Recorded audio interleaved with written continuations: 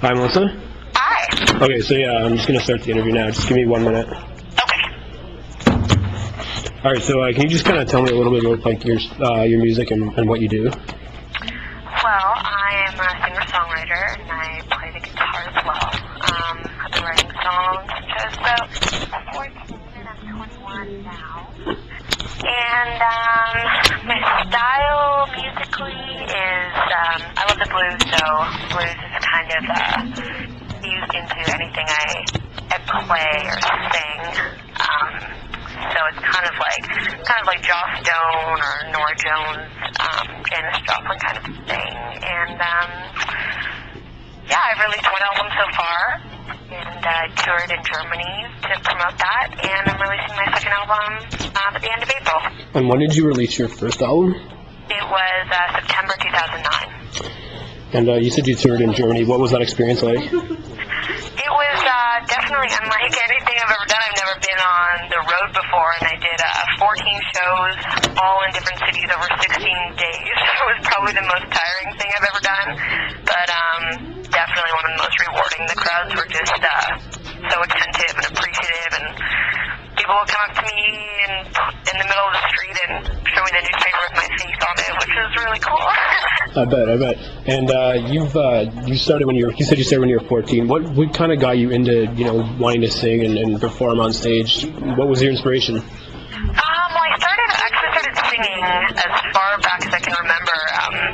Too early to actually know what made me start. I just remember singing in front of basically anyone who would listen, like at daycare and for my family, and whenever we had friends over. I loved the Beatles. My parents played the Beatles all the time when I was a kid, so that really inspired me. And I was lucky to grow up with a lot of good music around, like Stevie Wonder, Michael Jackson. So I was just hooked, I think, from hearing such great music. And you're 20 years old, or 21, yeah. 21. Are you doing anything other than music? Are you in school, or?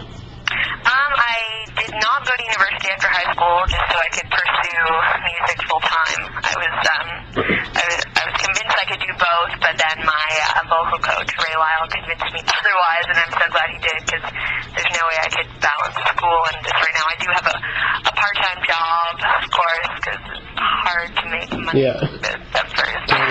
Yeah.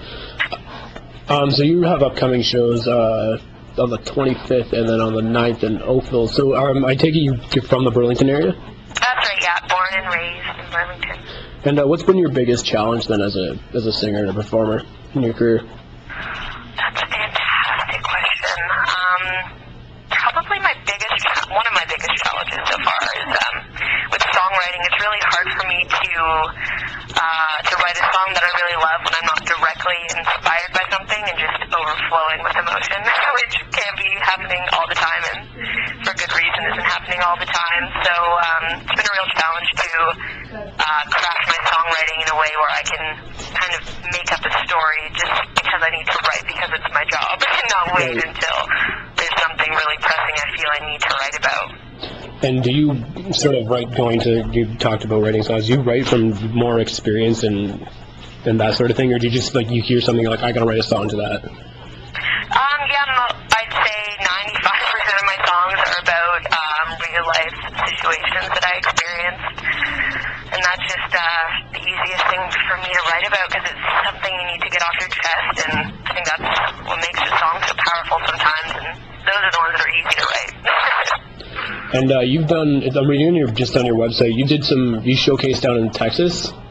Yeah, last March, about a year ago, I got to play at South by Southwest, which was just mind-blowing. It felt amazing to be so immersed in just complete 24 hours a day music, events, live music. It was really spectacular.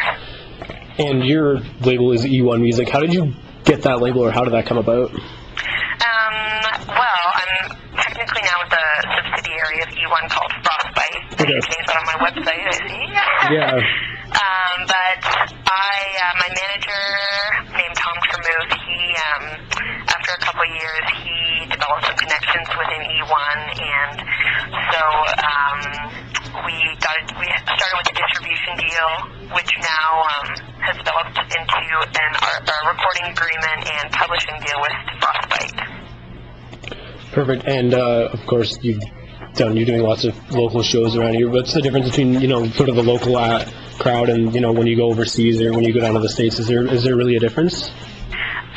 Well, in Germany, a lot of the people that were at my shows knew I was coming and were there specifically to see me, which was such a wonderful feeling. And in Burlington, it's still great, and I love playing for the home crowd. But a lot of the times that I'm doing shows, people are there not necessarily to see me. Like if it's a restaurant venue type thing, I'm in the background, being their atmosphere for the evening. So it's a little, I don't get to be in the spotlight quite as much, but it definitely teaches you a new set of skills doing that.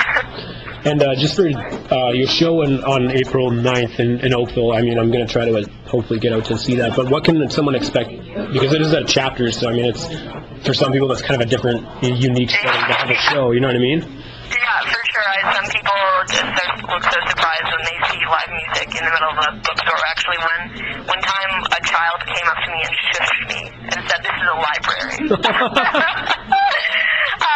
But I'm going to be doing a duo on April 9th, myself and another guitar player, Gary White. And we're playing for 3 hours, and we do a good mix of contemporary covers as well as some classics. I do a lot of Beatles, and we're going to play a bunch of my songs as well. And I'm going to be selling my first album, Brave, because the new one won't be available yet, but soon enough I'll be able to have hopefully both of those in Chapters.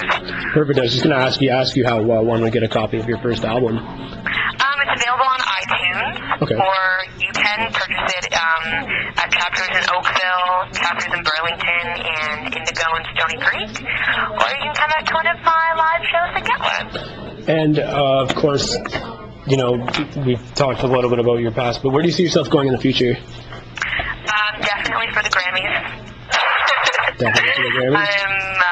I've always just been dreaming big with this, and who knows how attainable the Grammys really are, but I figure you might as well shoot high.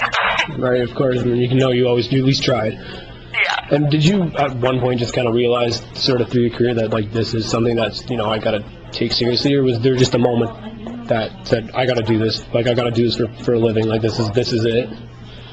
I guess the turning point when it turned into an actual profession was at the end of high school when I had to decide. And for the first year after high school, I was kind of lost because it takes a while for things to get going, even just in your hometown and getting regular shows.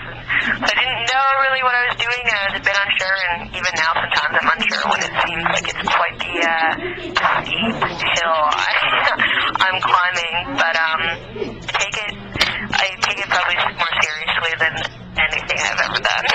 Perfect. And your two websites, well, you have a Reverb Nation account, and it's Melissa Bell, Reverb Nation / Melissa Bell. And talk a little bit about your official website. Yeah, it's melissa-bel.com, and there you can find my upcoming dates, and I've got a blog on there, and I'm going to be releasing the official news about the album release, so there's not a date set quite yet, and photos, videos, there's some press release things there, and there's also a contact page where if you want to send me an email, you can do it right there. Perfect. Well, thank you very much for taking the time.